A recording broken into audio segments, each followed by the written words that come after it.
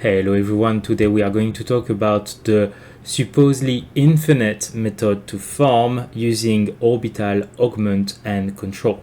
I don't know if this method has a name. I'm going to propose you a name at the end of the video. If you're interested to put a name down below, or if there is already a name, I will be interested to know it because I am not aware of it. I am not the person that invented this technique. This technique has been popping up on Reddit quite soon after the module has been released, and it's only recently that I tried to use this technique to farm, and I understood a little bit more how it works and how you manage to kill enemies and what is the setup that needs to be done. It's not very complicated, but there is a basic setup that needs to be put in place if you want to use this technique efficiently. From my experience, I won't say that the method is infinite because you have some RNG that can potentially end the run. But if you are in front of you mobile and then you are actively playing the game, you can probably extend that to a very, very long time. And I'm going to explain you how to do that. And as we are talking about farm, and you probably don't want your phone to completely melt because it's been 26 hours that is playing the game constantly, let me introduce the sponsor of today's video, UJ Phone. The problem I encounter with the tower is that when it's running on the mobile, you need to have the mobile constantly turned on if you want to play the game, and this is melting my battery. The mobile is getting super hot, and if I want to use my mobile for any other purposes, I cannot use it. And UJ Phone is a cloud that is online and will allow you to play the tower without actually looking at it. So here you have a run that I'm doing right now, and you see I'm wave 594. I'm just going to close this tab. So my run is not running anymore. So I have nothing. This is on my desktop computer, but by the way, you can do it also on your phone. If you have just a browser, you just close the browser and then you can use your phone normally. So you remember I was wave 594. Here there is not the tower that is running. I can use my phone. I can use my desktop computer for any purpose that I want. And then if I want to reconnect to my run, I just go here, I just tap refresh, and then this is going to charge to load again. And then from where I was, which was 594, you see that the run carry on. So basically what this is allowing me is that every time that I'm traveling, I want to spend time with family, I don't want to have my phone constantly on the game, I can still farm, and I can still get value from this farm through this application UJ Phone. And the second obvious value that I see with this application is if you are wishing to do night runs, then you can do night runs without your phone being charged overnight or your desktop computer running overnight. So you can do everything within the cloud. You reconnect in the morning and your night runs has been done, and you don't have to have a device that is constantly turned on and charging to be able to do so.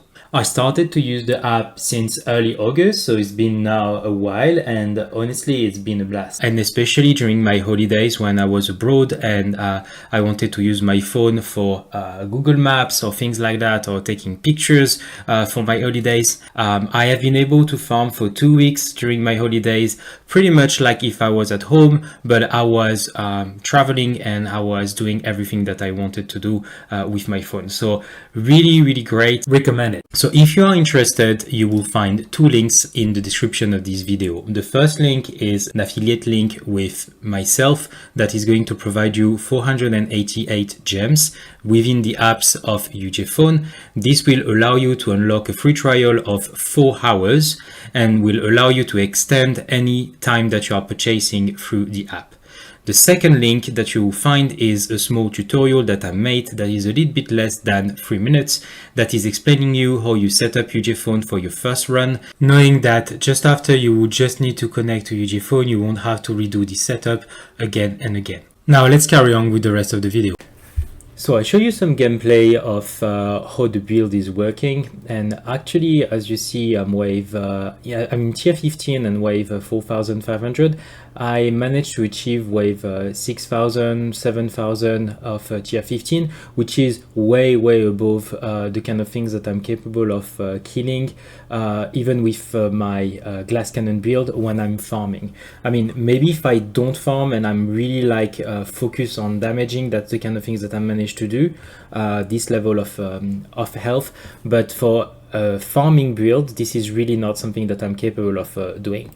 So the main strength of this build is that all the damage that you are dealing, they are coming from things that are providing you damage based on health percentage.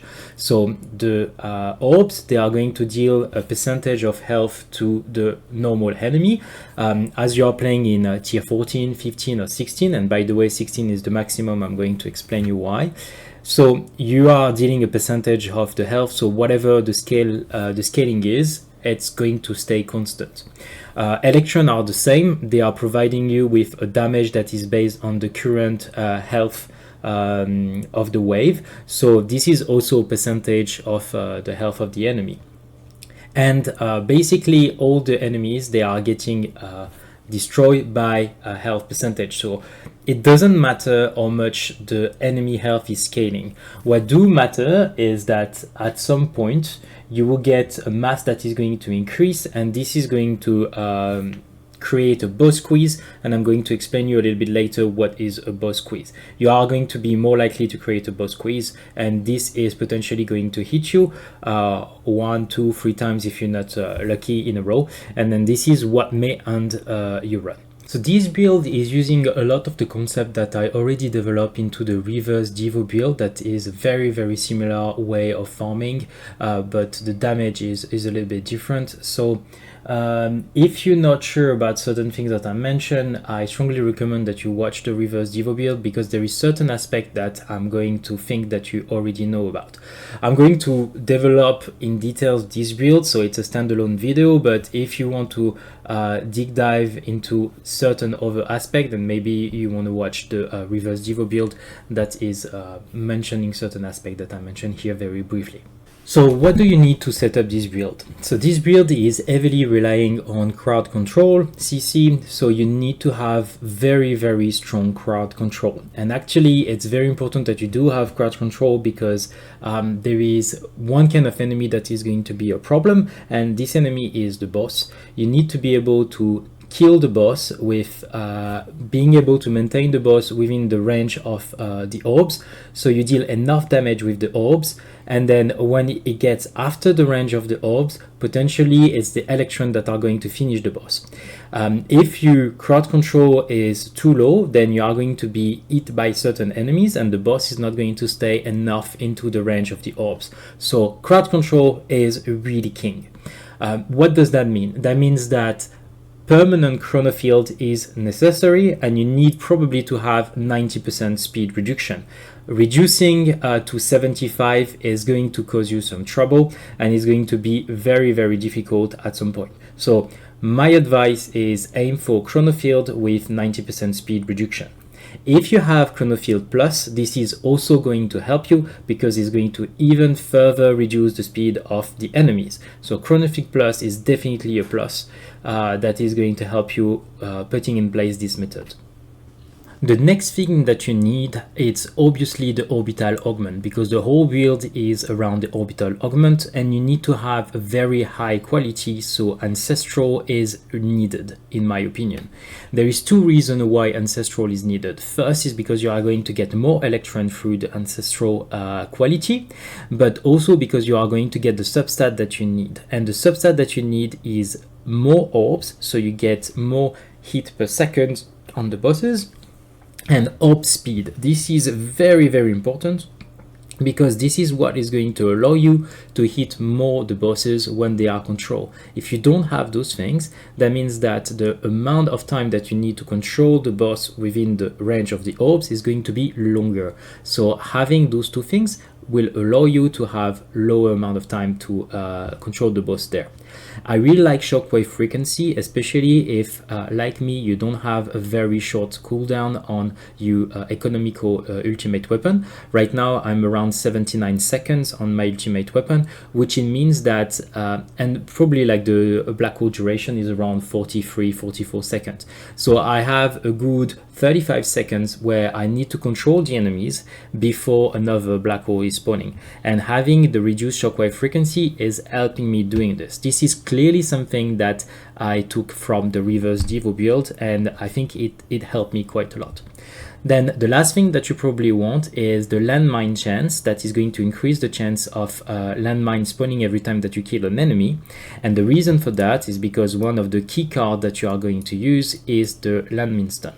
So the idea is that as they are regrouped when you are killing an enemy, then you are going to have a lot of min that are going to spawn, and then you are going to control the basic enemy with the mine. So having more mine is going to help you control easily the enemy. Another thing that is possible, but I don't have it, is if you get the assist armor module, one of the things that I would recommend that you use is the space displacer, meaning that you have certain mine that are going to spawn as ELM, and then you will be able to have a stun that is ensured. So that is another thing that can help you. I'm not using it, but I know that it's providing you an extra crowd control that is very welcome for this build. So now that you understood how we deal with bosses, which is the first enemy that can potentially kill you, the second enemy that is going to be annoying when you are farming in T14 and above is the fleet. And for the fleets, then this is where you are going to use the second things, which is second wind. So what we want is that every time that the fleet is spawning, we have second wind that is up. And then we are going to use second wind blast that is going to kill every single enemy when second wind is activated. So meaning that if there is a fleet and you have second wind, anyway, you are going to be guaranteed that this second wind activation is going to kill the fleet. And then the second thing that you are going to do is the recharge of second wind.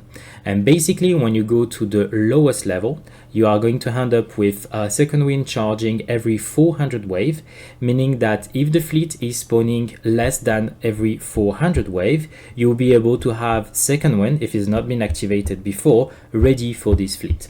And this is why you can go up to T16, because in tier 16, the fleet, they are spawning every 500 wave. So being able to have the recharge every 400 wave allow you to handle fleets every 500 wave. For the Recon, in tier 15, you get a fleet every 750 wave, and in tier 14, you get a fleet every 1000 wave. So this is a very cheap and not complicated things to have for people that are farming at that level.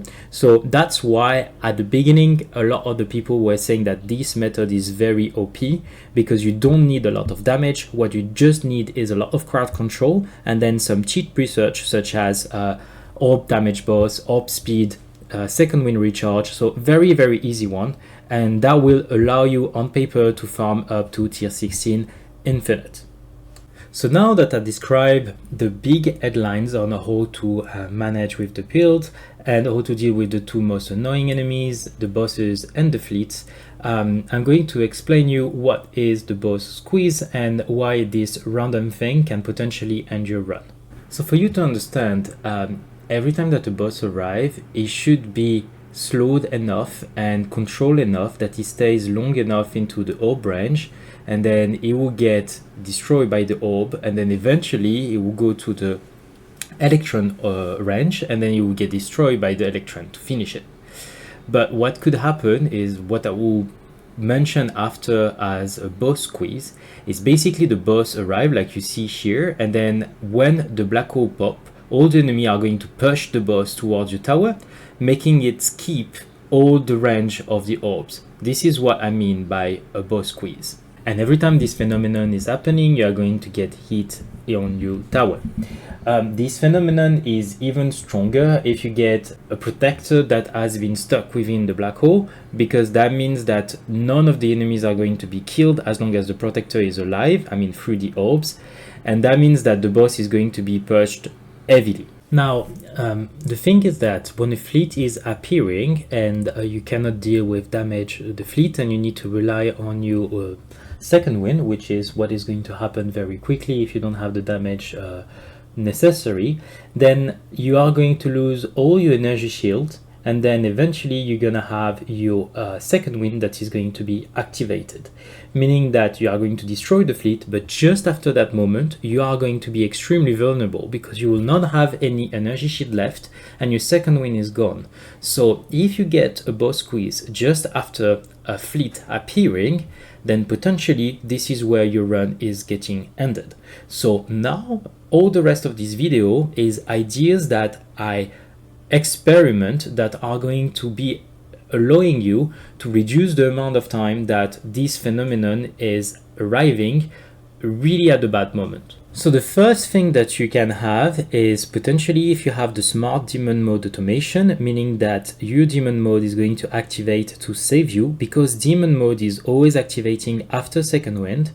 That is providing you an extra layer of security, meaning that now if you get hit just after the second wind, then potentially your demon mode is going to activate, saving you, allowing you for a certain amount of time to have an energy shield recharge and then carry on with your run. So this is to me the first safety net that you should have if you want this method to be efficient. The second thing that I do recommend is Harmony Conductor. If you're using Poison Swamp, then having this as an assist module is going to provide you 15% chance that an enemy is missing you at the critical time. It's not much, but that is potentially adding some odds that you are going to survive when you are hitting this critical moment.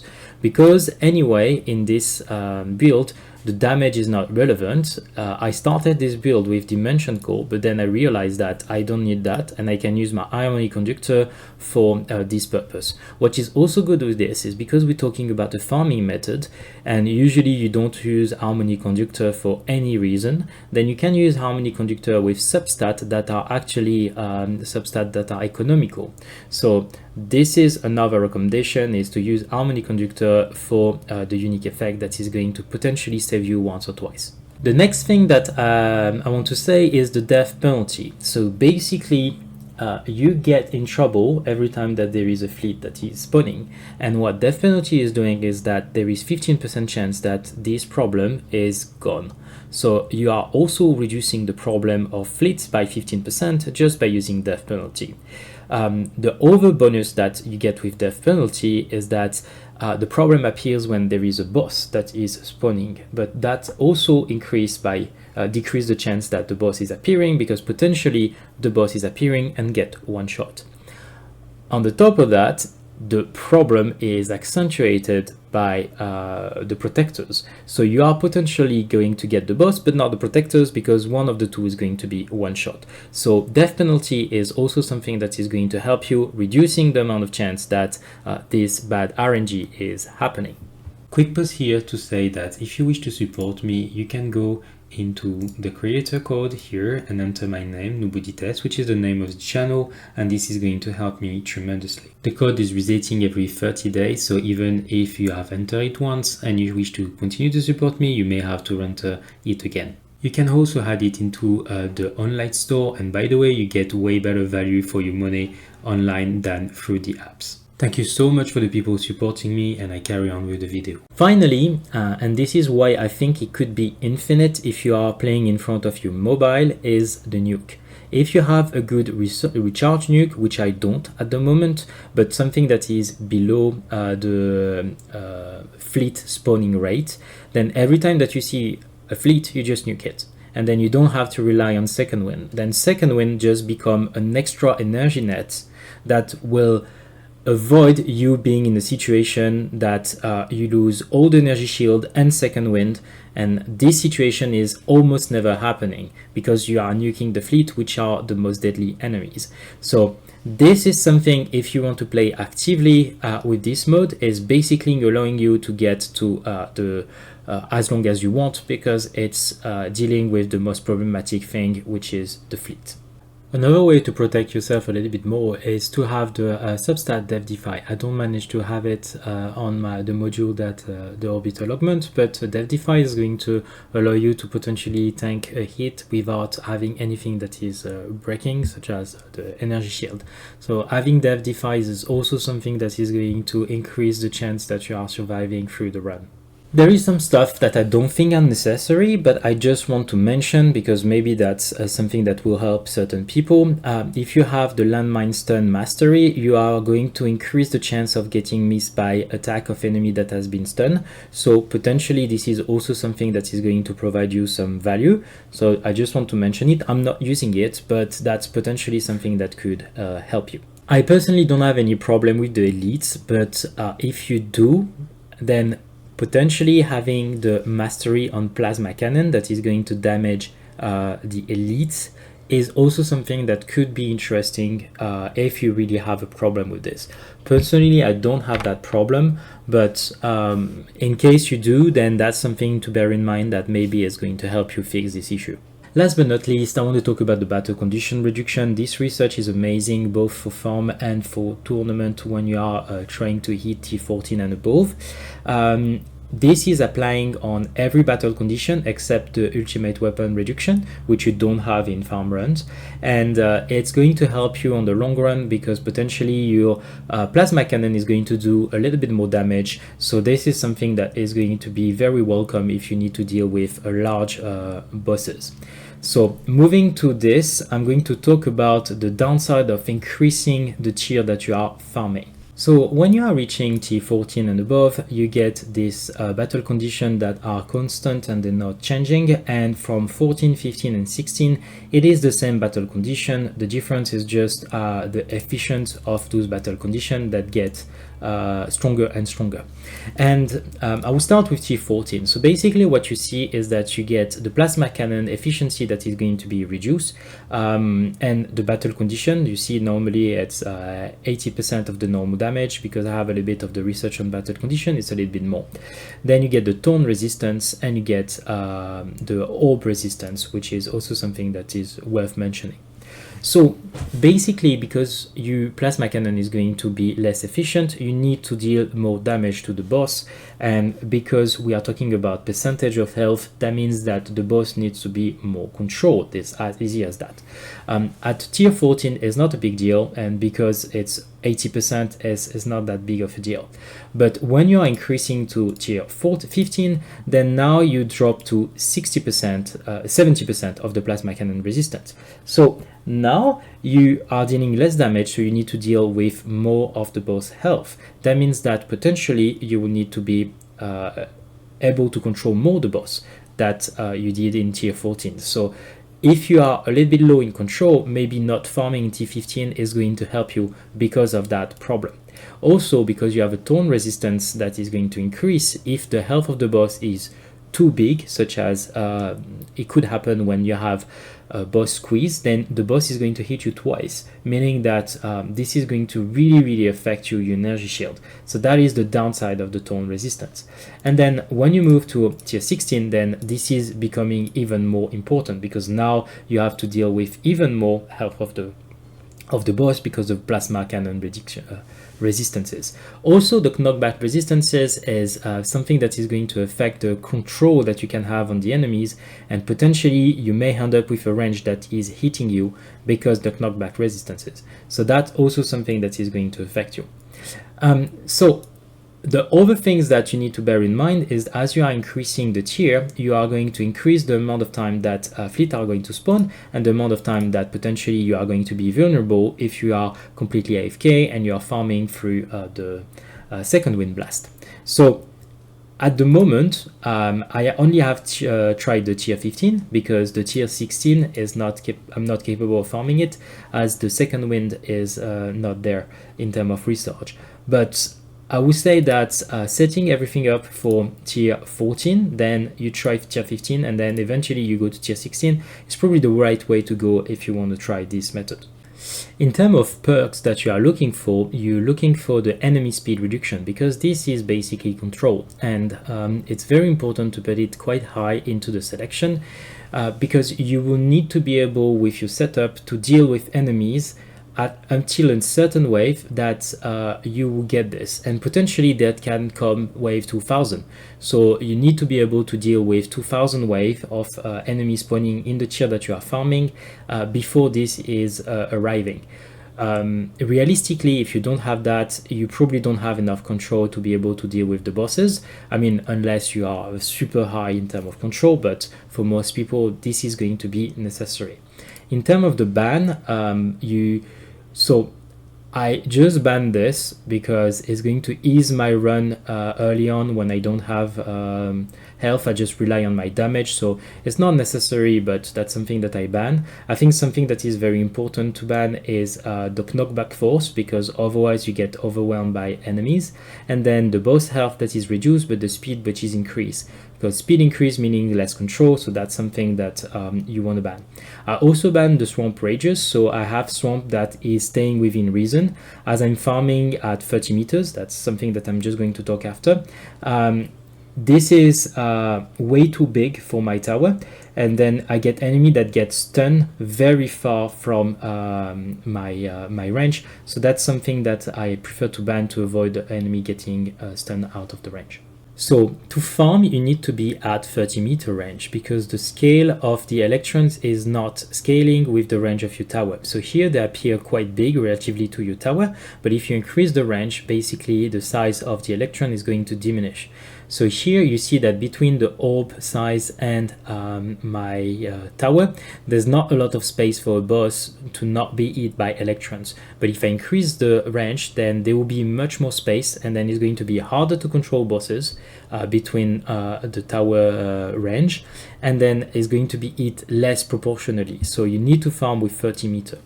To be able to do that, one of the things that is very important is the black hole digester.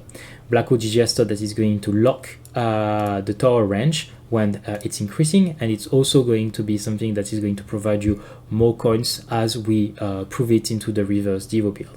So this is something that is very important for you to use. And by the way, I'm using this module and not death penalty, because here I have this crappy roll mode that I need to re-roll, so that's why to my video I'm not using this, but I should use this. I'm just going to show you rapidly the card that I'm using for this build. I mean, I don't think there is anything crazy. The recovery package is just for the modules that I get. So as I said, nothing completely crazy. Energy net is very important because you want to control bosses. Energy shield, I mean, you're playing glass cannon, so there's nothing like crazy in what I'm using. Ultimate create, you can argue that is potentially not something that is very important because very quickly you don't have to deal with the enemies through your ultimate weapon, and that's true. Potentially you can replace it by the nuke. This is something that can be done. I think that is just allowing me to have a smoother run up to the status where I actually get everything ready with the perk that I need. But potentially I can put it, I can put the nuke here. That's something that is very possible and completely viable in my opinion. So that was it for the explanation of how the strategy is working. As you see, it's now very complex to put in place. And I wanted to finish the video with two things. The name of this technique. I don't know if this technique has a name already or not. As I said at the beginning of the video, it's not me that invented this technique. That's something that was popping off on Reddit very quickly after the module was out. So it's not something that I own by all means. I'm just explaining to a wider audience how to set up this farm method. And then the second thing that I wanted to talk about is more my thought whether I think that this technique is OP and should be nerfed in the future. So for the name, I was thinking of something like AC or EC, like electron control or atomic control. Atomic because it looks like an atom with the electron rotating around, but maybe there is a name that is already existing, so I don't know. So now let's address whether I think or not this technique should be nerfed. And this is going to be probably a non-consensual topic because obviously depending on where you're standing on the game, you will say that it should or should not be a nerf. So the way I see it is that I see this method as a catch-up mechanic.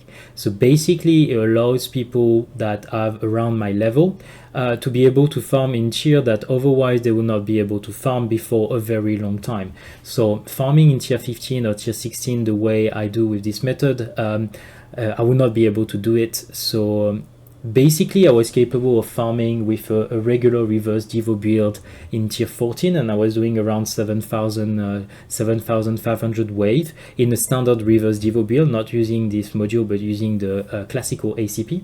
And with this I have been able to do the same amount of wave in tier 15, and I haven't tried yet in tier 16 because I don't have the research as you've seen in second wind, but I don't know yet in tier 16.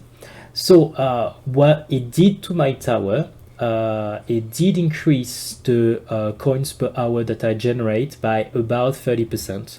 The fact that I moved from tier 16, tier 15 from tier 14 before, so I get about 40%, 30-40% of coin increase, a little bit more than 30 actually, a little bit less than 40. I got more cells, and I got also a little bit more reroll shard. So now the question is, do I think this is OP? And I don't think so. I mean, the bonus is huge. 30% of increase of coins, so using a module is very, very significant, plus the cells and so on. But I mean, in the past we had modules that are very, very important. And when we are looking historically at the module that we have, clearly an example is Dimension Core. If you are playing in tournament and you don't have Dimension Core, then your tournament performances are very, very, very low in a lot of leagues. If you are looking at project funding, when this is this module has came now, not playing with project funding in Glass Cannon for tournament is also something that is completely impossible if you want to perform correctly.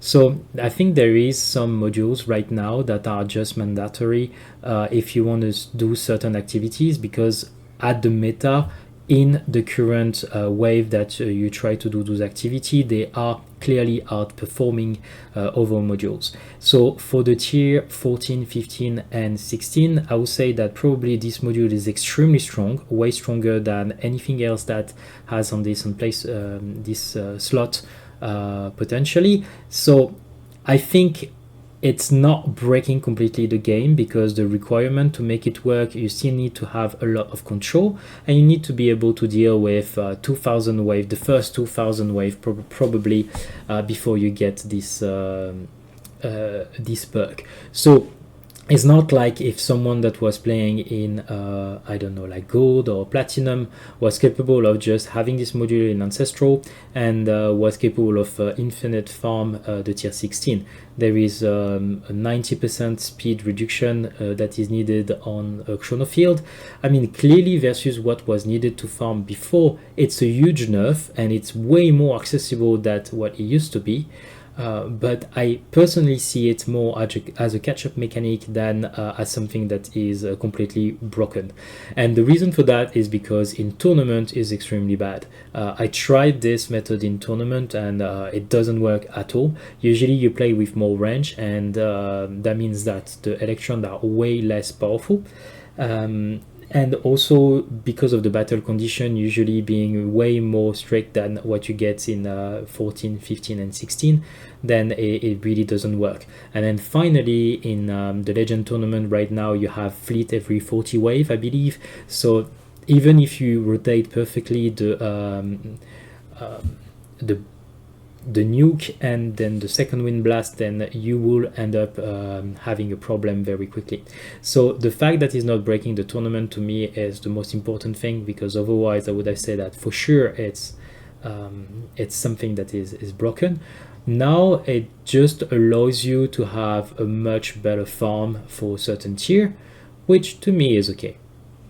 One of the things that I think they should clearly not change is that right now I don't think the combo is working with the Pulsar Harvester, and if this combo is working, I think this is probably going to break the game.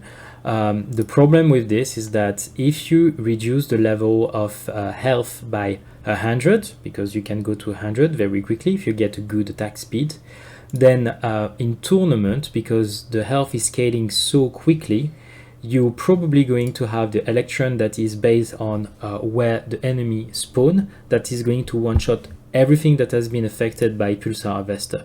And I think if this is happening, then clearly I think it's going to be a problem for the game. But again, I don't know what the dev has come as a plan. If they include that, maybe they nerf the things of the Electron. But right now, the way I see it is that if this combo is working in the future, then potentially this could be a big problem for the game. That's all I have for you today. Thanks for watching. If you think that this is something that is way too strong, please let me know into the comment. I will be happy to know your point of view.